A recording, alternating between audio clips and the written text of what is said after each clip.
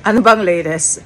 Well, yung pagsisigaw nga naman ng mga nandoon nung rally, hindi kami bayad, hindi kami bayad.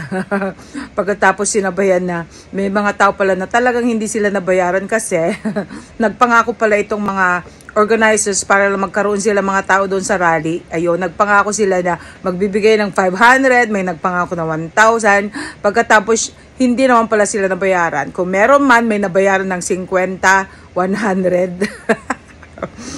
Nagsayang lang po sila ng panahon at oras at yung pagod nga naman nila.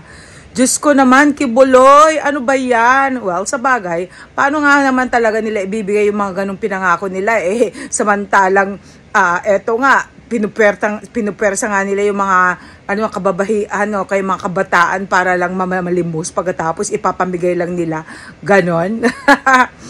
Pero tama na yung panlilin lang, 'di ba? Tama na yung pagsisinungaling at panglilin lang kasi pag napatunayan nga naman na talagang hindi naman talaga kayo nagbigay or whatever, edi nakakahiya kayo. Kaya kung balak nyo nang magkaroon ulit ng rally later on para pababain kung sino yung mga nakapwesto dyan, sorry kayo.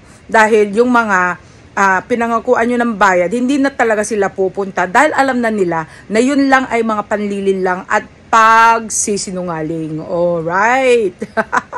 Hindi kami bayad. Talagang hindi bayad. Oh my God. Nakakahiya kayo talaga. Oh my gosh.